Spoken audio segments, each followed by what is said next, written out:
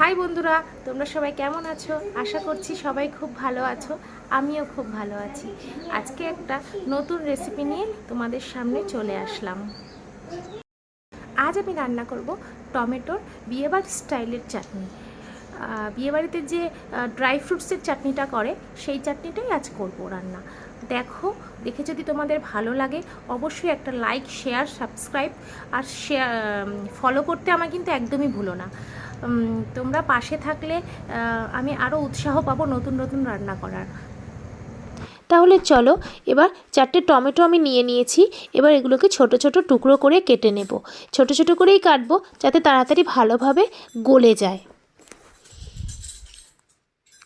তারপর আমি ড্রাই ফ্রুটসগুলো এইভাবে সুন্দরভাবে ছোট ছোট টুকরো করে কেটে নিয়েছি। এবার আমি একটু গরম জলে তেঁতুলগুলোকে ভিজিয়ে রাখলাম। কড়াইটা গরম হয়ে গেছে, সামান্য তেল দিয়ে দিলাম। তেল দিয়ে এবার অল্প পরিমাণে পাঁচফোড়ন দিয়ে দেব।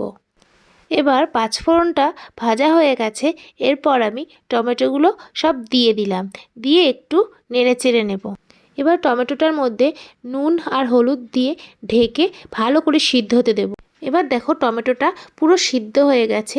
এরপর যে আমি তেঁতুলটা গুলে রেখেছিলাম সেই জলটা তেঁতুলের দিয়ে দিলাম। দেখো টমেটোটা সিদ্ধ হয়ে গেছে। এবার টমেটোটার মধ্যে 2 বাটি আমি চিনি দিয়ে দিলাম। এবার যে যেরকম মিষ্টি খায় সে সেরকম মিষ্টি দেবে। তারপর এটাকে ভালো করে চিনিটাকে গলতে দিতে হবে। এরপর আমি এর মধ্যে কাজু আর কিশমিশটা দিয়ে একটু ভালো করে ফুটতে দেব। এরপরে আমি খেজুরটা দিয়ে দেব। আমসত্ত্বটা এখন দেব না, খেজুরটা দিয়ে একটু ফুটতে দেব। দেখো বন্ধুরা, চাটনির কালারটা কি সুন্দর এসেছে। এরপরে আমি আমসত্ত্বগুলো দিয়ে দেব এবং আমসত্ত্বগুলো দেওয়ার পরে হালকা হাতে নাড়াচাড়া করব, নাহলে আমসত্ত্বগুলো ভেঙে যাবে। দেখো বন্ধুরা, চাটনিটা বেশ মাখো মাখো হয়ে এসছে। এরপরে আমি এর মধ্যে একটা ভাজা মশলা দিয়েছিলাম। সেটা হচ্ছে পাঁচফোড়ন আর শুকনো লঙ্কাটাকে একটু শুকনো খোলায় ভেজে নেড়ে নিয়েছিলাম। তারপরে এটাকে দিয়ে মিশিয়ে আমি এবার নামিয়ে নিচ্ছি। দেখো বন্ধুরা, চাটনিটা আমি সার্ভ করে নিয়েছি আর খাওয়ার জন্য রেডি। তো বন্ধুরা, চাটনিটা নিয়ে চলে আসলাম, তার সাথে একটু পাঁপড়ও নিয়ে চলে এসেছি, কারণ একটু গরম গরমও পড়ে গেছে। আর ছাদে বসে বসে পাখির আওয়াজ শুনতে শুনতে চাটনিটা খেয়ে বলবো তোমাদের কেমন হয়েছে। তাহলে চলো টেস্ট করে দেখি। দারুণ লাগে চাটনিটা।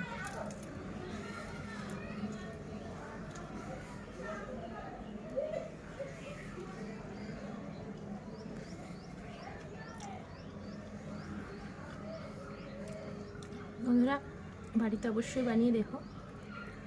বিয়ে বাড়ির মতোই খেতে লাগে, মানে অনুষ্ঠান বাড়ির যে চাটনিটা হয় সেই রকমই পুরো খেতে লাগে। দারুণ দারুণ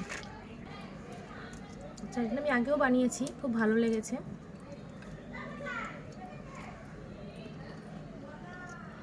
দারুণ